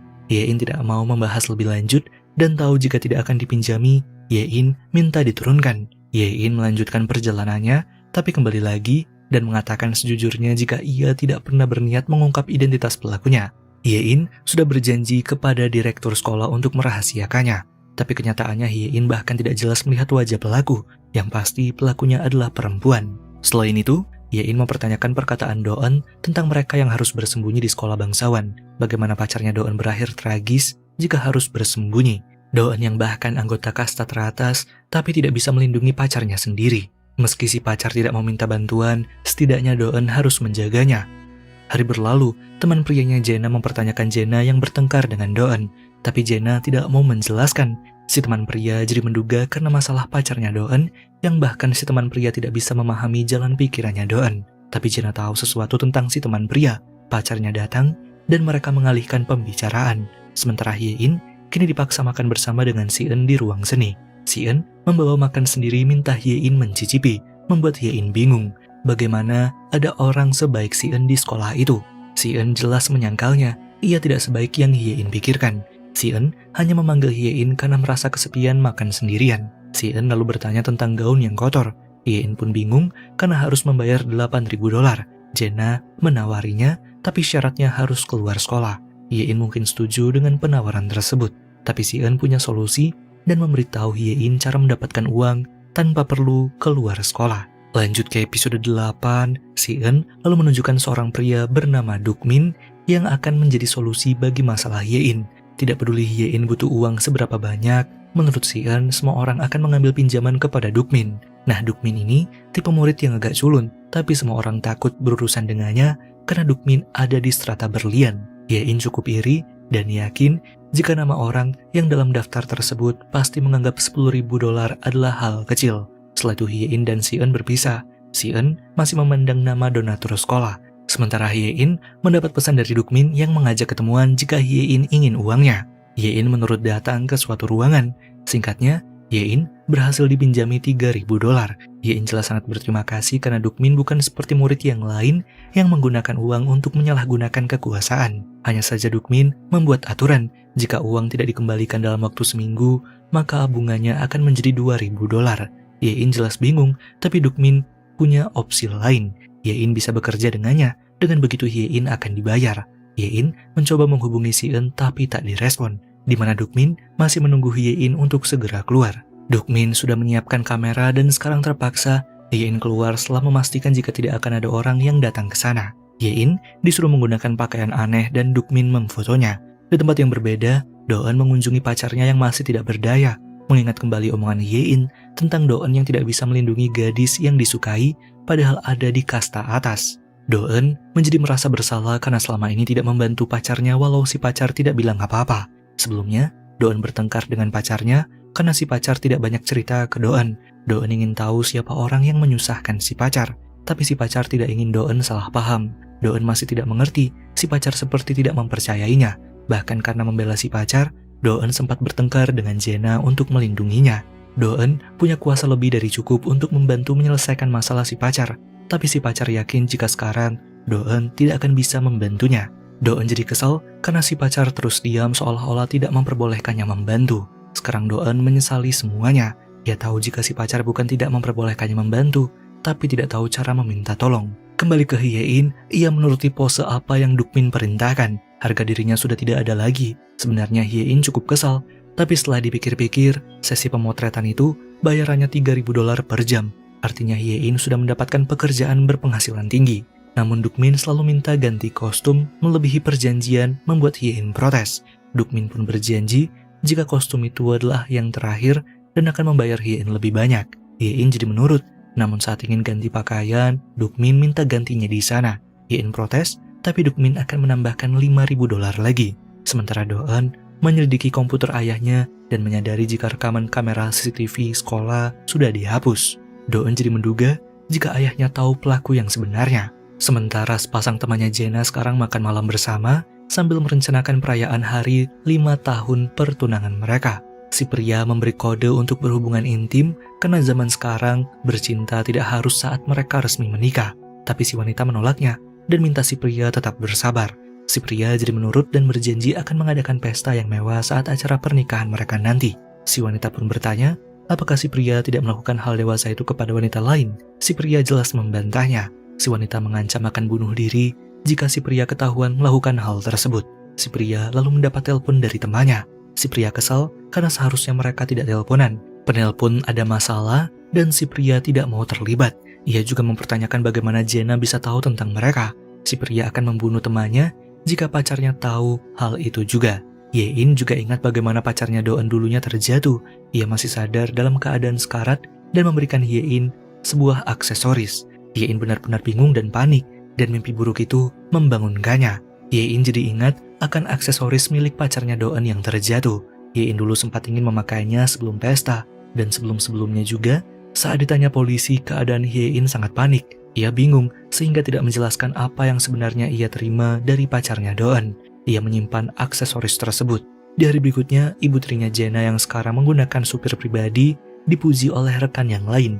Kehidupan si guru sekarang benar-benar berubah setelah menikahi ayahnya Jae-na. Dari jauh, Jae-na mengamati dan sangat tidak terima. Tapi si guru memastikan jika ia belum berubah, masih seperti dulu.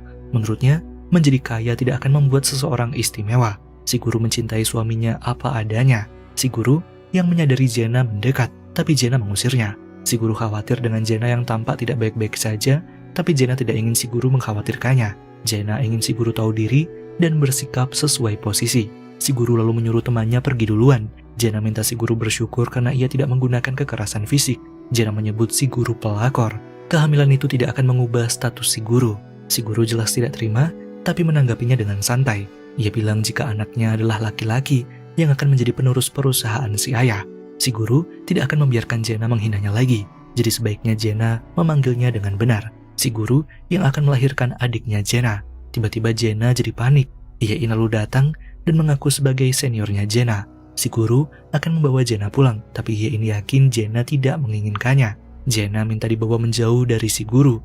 Hye-in lalu membawakan air untuk Jae-na di ruang yang kosong. Hye-in pun sadar jika wanita tadi adalah ibu tirinya Jae-na seperti di sinetron. Hye-in menyebut jika Jae-na yang selama ini tidak terkalahkan tidak bisa berhadapan dengan si ibu tiri. Jae-na jadi semakin kesal. Ia tidak mau dikasihani. Hye-in pasti berpikir jika hidupnya sekarang lebih baik, tapi tak mengubah jika hidup Hye-in lah yang paling menyedihkan. Jae-na lalu mengusir Hye-in pergi, dan Hye-in merasa Jae-na sudah salah paham. Kedatangannya bukan karena menghibur Jae-na. Ia lalu mengeluarkan $8.000 uangnya yang sebagian dihamburkan. Hye-in tahu Jae-na bersekongkol dengan Nayeon. Dan tadi, Hye-in hanya ingin membayar hutangnya, tapi malah dikira superior yang mau menghibur orang kaya. Bahkan di kondisi terburuknya Jae-na saat ini, kehidupan Hye-in jauh lebih berantakan. Hye-in sama sekali tidak merasa superior karena ia tahu sulitnya mencari uang.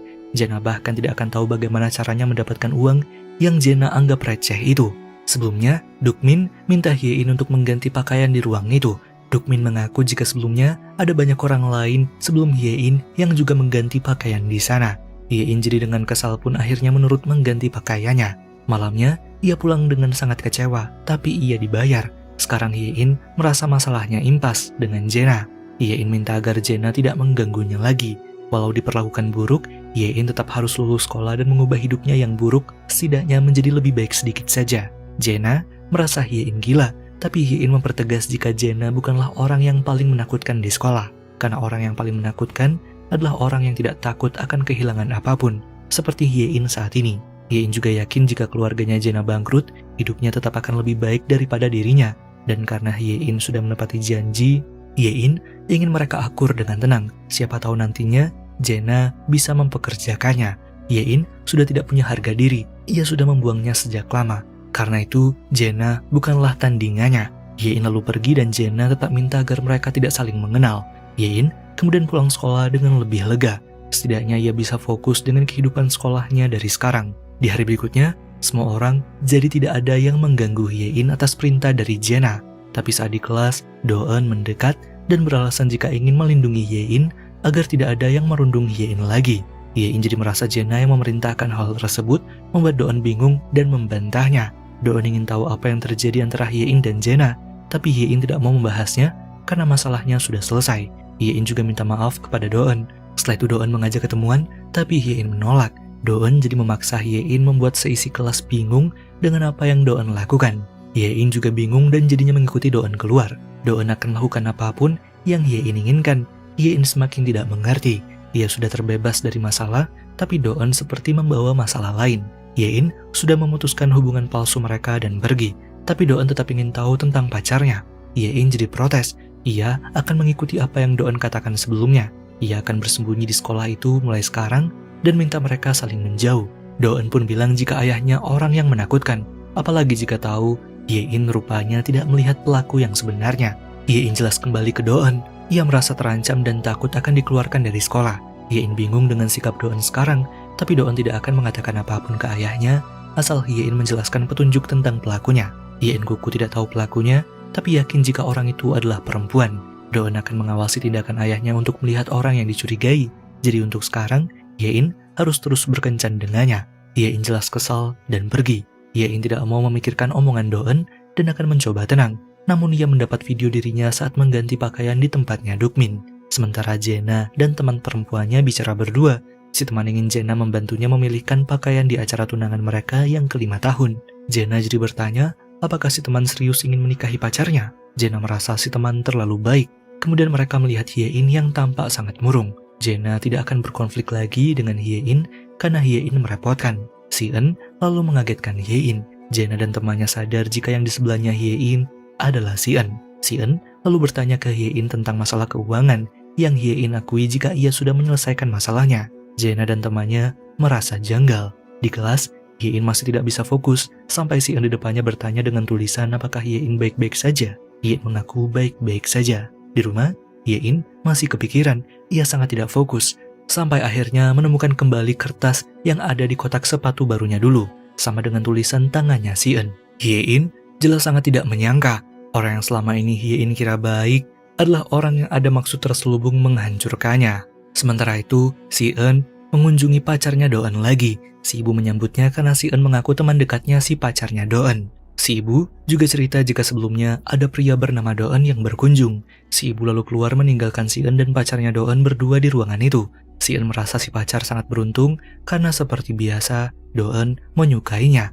Si-eun bingung bagaimana cara si pacar menggoda Doeun, padahal si pacar seperti setan. Doeun terpikat karena yakin jika Doeun tidak tahu perbuatan si pacar sebenarnya. Si-eun tampak sangat senang dan saat ingin pergi, ia menerima pesan dari Dukmin yang sudah menjalankan tugasnya. Dukmin mengirimkan video saat Yein mengganti pakaian. Si-eun semakin senang. Lanjut ke episode 9. Yein tersadar jika Si-eun adalah murid klub hitam yang memberikan kontribusi ke sekolah lebih dari $1 juta. 1 tahun yang lalu, kasta Si-eun yang sebelumnya di grup berlian diturunkan karena ayahnya terlibat kasus kejahatan dan dipenjara. Murid yang lain mencemoohnya terang-terangan. Jelas saja Si-eun tidak terima, tapi sekarang Si-eun tidak punya kekuasaan lagi. Ia bukan kelompok berlian, jadi orang kaya lain dengan santai membulinya. Si-eun yang tidak terima menyerang salah satu murid, sampai akhirnya Jena datang menghentikan. Si-eun tak berkutik di hadapan Jena. Si-eun bingung mengapa Jena melakukan itu kepada temannya. Tapi Jena mengungkit pertemanan mereka saat kecil dulu. Si-eun pernah bilang, jika seseorang harus setara apabila ingin berteman. Jadi si En bukan lagi temannya Jena karena bukan keluarga elit lagi. Namun si En mengungkit juga omongannya dulu. Si En memegang rahasia keluarga Jena.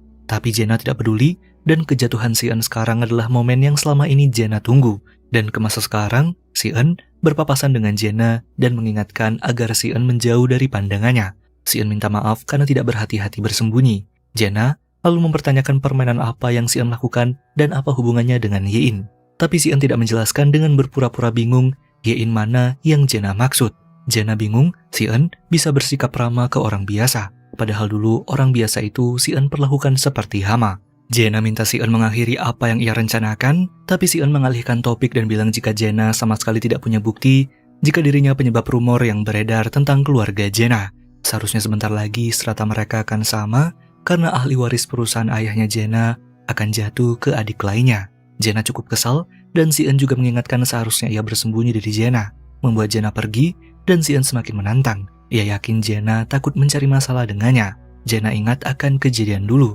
Setelah menampar si En saat namanya di kasta berlian diturunkan, Jena sudah tidak menganggap si En sebagai temannya. Tapi si En malah tertawa dan bilang jika strata mereka sekarang setara. Berita tentang keluarga Jena muncul. Perusahaan ayahnya Jena jadi tercoreng. Dari jauh, Doen mengamati. Doen ingat soal Jena saat membahas tentang kematian yang sepertinya biasa-biasa saja. Apalagi ayahnya Doen juga dulu berpesan untuk memilih orang yang bisa dijadikan teman. Menurut si ayah, jika Doen berteman dengan Jena akan menguntungkan di masa depan. Sementara itu, Yein mengacak-ngacak ruang kesenian yang sering ditinggali si En. Tapi tak menemukan apapun. Si En muncul dan bingung. Yein jadi yakin jika si En selama ini berbohong. Si En adalah orang di hari itu. Tapi si En malah bertanya balik, hari apa yang dimaksud Yein? Hari saat ada catatan di kotak sepatu yang hilang, atau tentang Dukmin? Yein semakin kesal dan yakin jika kamera tersembunyi di ruangan Dukmin adalah ulah si En. Tapi si En menyebut jika Dukmin lah yang merekam hal tersebut. Dan si En tahu hal itu hobi Dukmin, jadi ia menjerumuskan Yein.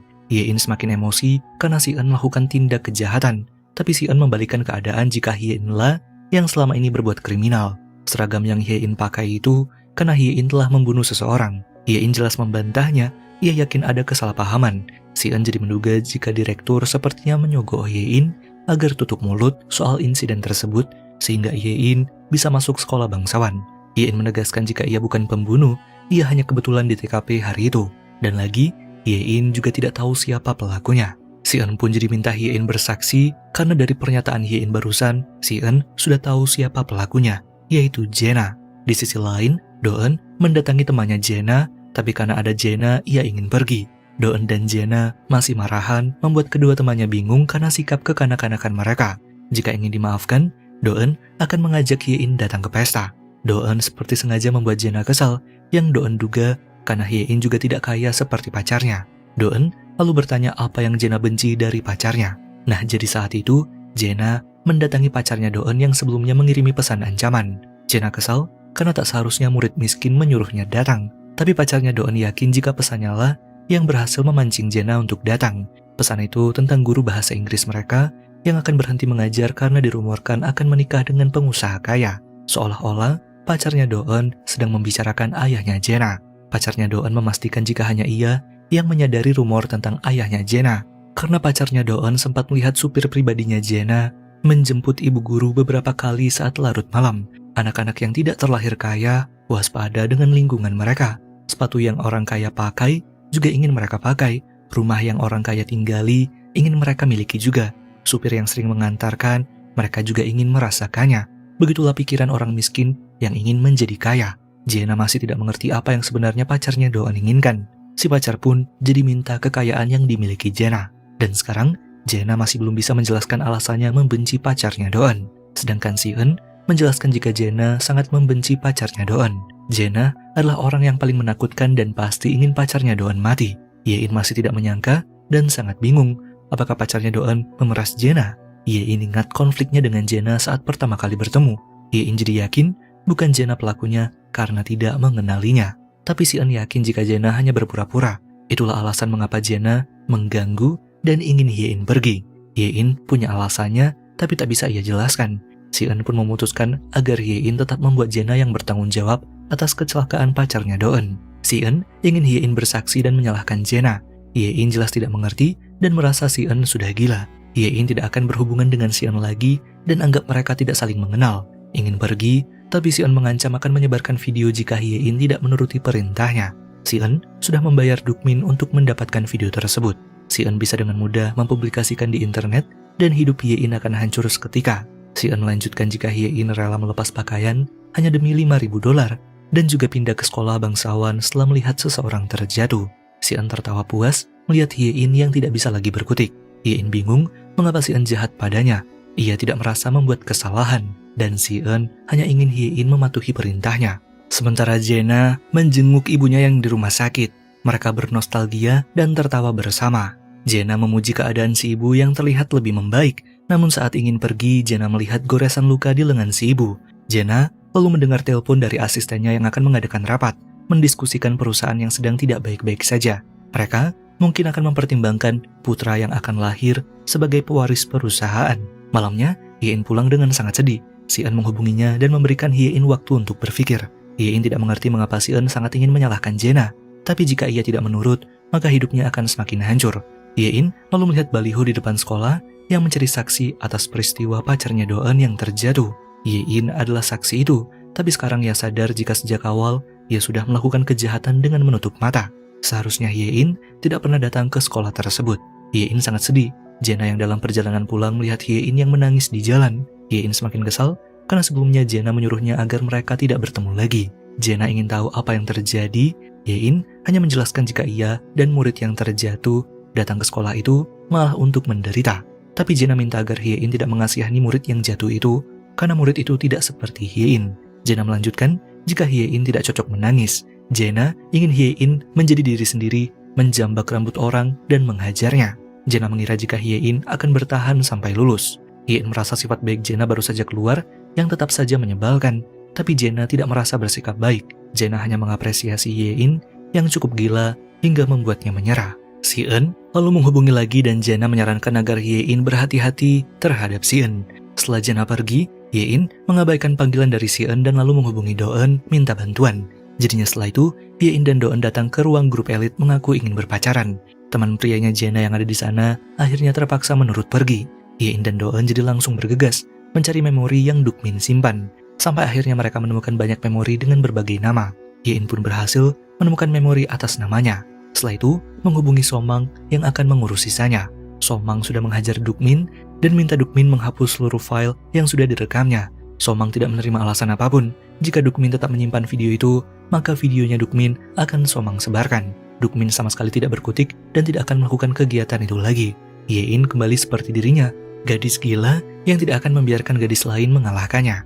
Sementara ibu tirinya Jena ke gedung dan bertemu dengan ayahnya Jena. Rupanya sudah ada Jena di sana, membuat si ibu tiri agak bingung. Jena sekarang bersikap sangat ramah dan bahkan memanggil si ibu tiri dengan sebutan ibu, membuat si ibu merasa semakin canggung. Kedatangan Jena ke sana karena ingin belajar banyak dari si ayah. Setelah itu Jena dan ibu tirinya bicara berdua.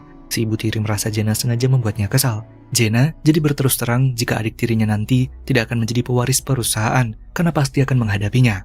Apalagi si adik tiri mendapatkan setengah gen dari orang miskin, pasti akan sulit meneruskan perusahaan. Jena akan membalas dendam atas apa yang si ibu tiri lakukan padanya. Jena pergi dengan puas. Sementara Ye-in masih terus diancam Si Eun. Somang juga masih membantu dan akan membawakan laptop milik Dukmin. Kemudian Ye-in penasaran dengan memori milik Dukmin, hingga ada satu flash disk dengan nama pacarnya Do-eun. Ye-in jadi lihat file di dalamnya berupa video di ruangan grup elit, di mana ada pacarnya Do-eun berhubungan dengan teman prianya Jena. Hubungan atas dasar suka sama suka. Ye-in jelas sangat tidak menyangka sosok seperti apa pacarnya Do-eun sebenarnya. Lanjut ke episode 10, melihat video perselingkuhan itu, Ye-in jelas sangat tidak menyangka. Ia lalu mendekatkan kalung yang pacarnya Do-eun pernah berikan saat terjatuh dulu. Ye-in sangat bingung dengan sosok pacarnya Do-eun. Waktu terus berlalu, Do-eun lalu mengajak Ye-in untuk berkencan di hari perayaan 5 tahun tunangan temannya. Ye-in ragu, takut jika dipermalukan lagi di pesta. Kemudian Si Eun menemui dan mengajak bicara berdua di toilet wanita. Si Eun tahu jika Ye-in sudah mengancam Dukmin untuk menghapus semua video, tapi Si Eun tidak bodoh karena ia masih punya salinannya. Si Eun yang ingin mengunggah video di internet, Ye-in hentikan dan akan menuruti Si Eun. Tapi Ye-in masih butuh waktu untuk bersiap. Jika Ye-in memberitahu jika Jena adalah pelaku yang mendorong pacarnya Do-eun, Ye-in sudah melanggar janjinya kepada direktur sekolah. Ia pasti akan dikeluarkan Tapi jika tidak menuruti Si-eun, videonya akan disebar. Ye-in lalu bertanya dengan menunjukkan flash disk milik Dukmin tentang pacarnya Do-eun dan teman prianya Jena. Si-eun rupanya sudah tahu hal tersebut. Si-eun juga bahkan sudah memberitahu Ye-in sebelumnya. Pacarnya Do-eun mengancam Jena. Bahkan Si-eun merasa kasihan karena pacarnya Do-eun tidak bisa mendapat keinginannya, karena Jena malah mendorongnya. Ye-in jadi merasa Si-eun dalang dibalik semua itu. Dan Si-eun tidak menyangkal, ia memang menyuruh pacarnya Do-eun karena Si-eun sangat benci kepada Jena. Tapi yang paling bodoh adalah teman perempuannya Jena, yang tidak tahu jika pacarnya selingkuh dengan pacarnya Do-eun. Si-eun kemudian tertawa dan mengingat kembali kejadian saat itu. Pacarnya Do-eun tampak panik ke toilet setelah mendapat video dirinya berhubungan dengan teman prianya Jena dari Si-eun. Si-eun minta pacarnya Do-eun melakukan perintahnya, atau Si-eun akan menyebar video itu ke Do-eun. Pacarnya Do-eun sangat panik. Setelah itu ia datang ke rooftop dan akan melaksanakan perintah dari Si-eun. Pacarnya Do-eun mengundang Jena datang ke rooftop. Ye-in masih tidak percaya jika Jena adalah pelakunya. Tapi Si-eun tidak peduli. Ia hanya ingin Ye-in menuruti perintahnya dengan menjadi saksi atau video akan disebarkannya. Si-eun pergi dan Ye-in semakin pusing. Namun rupanya ada Somang dari tadi yang merokok. Somang sudah mendengar semuanya dan akhirnya menemani Ye-in menenangkan diri. Somang minta maaf karena hanya bisa melukai Dukmin. Somang juga sebenarnya kesal dengan Si-eun. Ia lalu menyarankan melapor polisi. Tapi Ye-in sudah belajar banyak hal setelah ia pindah ke sekolah itu. Ada beberapa hal dari orang miskin seperti dirinya yang tidak bisa diubah. Somang pun bilang jika dengan begitulah keluarganya bisa menghasilkan uang. Ayahnya memberikan harapan ke orang yang ingin perubahan dengan berdoa. Somang lalu akan mengabulkan apa yang Ye-in inginkan. Somang yakin Ye-in ingin Si-eun dihukum. Hari pesta pun tiba. Temannya Jena sangat romantis dan membuat banyak tamu iri. Ye-in melihat ke Jena yang tampak tidak begitu menikmati. Pesta lalu berlanjut. Ye-in juga diajak minum dan bermain dengan tamu lainnya. Setelah itu, ia menemani Do-eun merokok di luar. Ye-in kemudian membuka topik, mempertanyakan apakah ada alasan yang membuat pacarnya Do-eun jadi seperti sekarang. Do-eun mengaku dekat dengan pacarnya. Jadi Ye-in menduga Do-eun tahu sesuatu mengapa pacarnya bisa didorong seseorang dari atap. Pelakunya pasti memiliki motif. Tapi Do-eun juga penasaran akan hal tersebut. Ia tidak tahu kesalahan pada pacarnya hingga ada orang lain yang ingin membunuhnya. Padahal pacarnya anak yang baik. Ye-in ingin memastikan apakah ada kemungkinan pacarnya Do-eun tidak seperti yang Do-eun bayangkan. Tapi Do-eun tidak mengerti dan Ye-in tidak jadi membahasnya. Ye-in akan memberitahu jika ingat detail pelakunya. Setelah itu mereka lanjut main di dalam. Ye-in mengamati temannya Jena. Jena lalu minta menambah minuman dan Ye-in lalu bertanya tentang kalung yang teman wanitanya Jena kenakan. Jena pun menjelaskan jika kalung itu sangat mahal. Bahkan Ye-in meminta kepada Do-eun tidak akan bisa mendapatkannya. Karena untuk membelinya, tidak hanya perlu uang, tapi juga harus ada di daftar tunggu. Setelah itu Jena lanjut minum dan mendekat ke mejanya Do-eun, ingin menambah minumannya. Do-eun mempertanyakan Jena yang tidak merundung Ye-in, membuat Jena agak jengkel karena diawasi. Jena jadi bilang jika selera Do-eun sepertinya memang gadis-gadis miskin. Do-eun minta Jena menjaga mulutnya. Jena jadi bilang jika Do-eun mengingatkan akan ibunya. Do-eun malah mengira jika Jena terlalu mabuk, membuat Jena semakin emosi. Kekesalannya tidak tertahan lagi dan mengungkit pertemanan mereka selama 18 tahun harus kacau karena Do-eun memihak gadis miskin. Do-eun jelas tidak terima orang-orang mendekat. Do-eun jadi menuduh Jena sebagai pelaku yang mendorong pacarnya karena Do-eun tahu jika Jena sangat membenci pacarnya. Jena jelas tidak terima keributan itu coba dilerai. Jena pun jadi menjelaskan dosa pacarnya Do-eun yang mencoba memerasnya. Dan tidak hanya memeras Jena saja, tapi juga memeras teman prianya itu karena pacarnya Do-eun dan si teman pria melakukan hubungan. Keadaan semakin kacau. Jena pergi. Ye-in bingung di tengah situasinya sekarang. Nah, jadi sebelum-sebelumnya, pacarnya Do-eun ini bukannya sedih setelah mendapat videonya. Ia malah senang. Ia jadi mengirim video tersebut kepada teman prianya Jena. Pacarnya Do-eun yang ingin diberi kesempatan hidup menjadi orang kaya, tentu mengancam orang-orang kaya untuk memenuhi hasrat tersebut. Setelah itu, ia mengancam Jena juga. Ia ingin memiliki apa yang Jena miliki. Jena jelas menolaknya. Jena minta pacarnya Do-eun untuk menjauhinya dan teman-temannya. Jena juga minta si pacar tidak mempermainkan Do-eun karena Jena tahu jika si pacar itu sudah berhubungan dengan teman prianya. Si pacar mengaku tetap mencintai Do-eun dan merendahkan Jena yang kebetulan terlahir dari keluarga kaya jadi bertingkah arogan. Menjadi kaya tidak membuat Jena lebih baik, tapi pacarnya Do-eun juga ingin mengubah hidupnya. Setelah itu, teman wanitanya Jena kesal dengan Jena yang sudah mengacaukan pestanya. Jena minta maaf karena ia tidak ingin teman wanitanya terluka dan hidup dengan pria yang salah. Tapi si teman wanita malah tertawa karena sebenarnya ia sudah tahu pacarnya selingkuh. Mereka semua punya rahasia, sama seperti Jena yang menyembunyikan rahasia ayahnya. Si teman sangat kesal kepada Jenna dan pergi. Jenna tidak mengerti, sekarang ia yang ingin pulang dikagetkan dengan Hye-in yang minta diberi tumpangan ke rumah.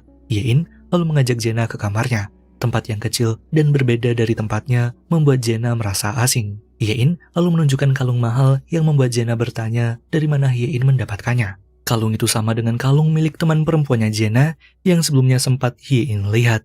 Hye-in melanjutkan ucapan Jenna sebelumnya jika kalung itu tidak bisa dibeli meski punya uang. Do-eun dan Si-eun berpikir jika Jenna adalah pelakunya, tapi Hye-in yakin jika bukan Jenna, karena kalung itu diberikan pada saat pacarnya Do-eun jatuh malam itu. Sekarang Jenna tahu siapa pelakunya. Nah jadi, teman perempuannya Jenna kan sebelumnya mendapat kalung dari pacarnya, karena mengaku jika kalung miliknya hilang. Selama ini si teman wanita tahu jika pacarnya selingkuh dan bersikap biasa saja di hadapannya. Si teman wanita menahan kekesalannya, tapi si wanita agak lega karena pacarnya tidak akan bersama pacarnya Do-eun lagi. Jadi malam itu, si teman pria mendapat ancaman akan datang, tapi yang datang rupanya si teman wanita. Ia langsung kesal ke pacarnya Do-eun yang merebut pacar orang lain. Perkelahian pun terjadi di antara mereka. Temannya Jenna yang sangat agresif tak sengaja mendorongnya terlalu keras. Pacarnya Do-eun terjatuh. Si teman sangat panik dan tidak menyangka. Ia gemetaran dan menangis. Kemudian perlahan melihat ke bawah. Ada Hye-in di dekat pacarnya Do-eun. Hye-in juga ikut panik dan hanya melihat siluet dari jaraknya itu. Di hari berikutnya, Si-eun masih mengancam. Hari terakhir, Hye-in harus membuat keputusan sampai jam 12 malam nanti. Seseorang lalu masuk ke kantor direktur sekolah. Temannya Jenna juga sekarang bertengkar, tapi akhirnya mereka balikan lagi. Mereka masih melanjutkan hubungan dan saling memaafkan. Dan saat malam, Hye-in minta Si-eun menunggunya. Hye-in akan bicara baik-baik di sekolah untuk membuat kesepakatan baru. Tapi Si-eun sudah sangat kesal karena waktunya sudah banyak terbuang. Ia sudah tidak membutuhkan Hye-in lagi dan kemudian mengupload videonya Hye-in. Hanya saja tak lama orang lain yang mengajak Si-eun ketemuan datang. Si-eun langsung didorong. Sementara Hye-in yang baru sampai sekolah dan akan menemui Si-eun dikagetkan dengan seseorang yang terjatuh lagi. Hye-in sangat panik. Ia merasa dejavu. Si-eun terluka parah. Hye-in yakin jika sekolah itu pasti dikutuk. Tak tahu siapa orang yang membuat Si-eun terjatuh. Dan di sisi lain, Do-eun menjenguk pacarnya yang masih belum sadar. Do-eun ingin mendapat penjelasan dari pacarnya sendiri tentang rumor yang beredar. Do-eun cukup kecewa dan kemudian pergi. Si pacar lalu mulai menggerakkan tubuhnya dan terbangun. Dan cerita berakhir, yang entah akan dilanjutkan ke season 2 atau dibiarkan open ending. Dan itulah seluruh alur cerita series X-Rich. Terima kasih sudah menonton. Jangan lupa like, share, subscribe, dan aktifkan lonceng notifikasi agar tidak ketinggalan video terbaru dari channel ini. Follow juga akun sosial media kita untuk update konten seru lainnya. Jika ada saran, kritik, atau rekomendasi film dan series yang ingin dibahas, silahkan tulis di kolom komentar. Sampai jumpa di video selanjutnya.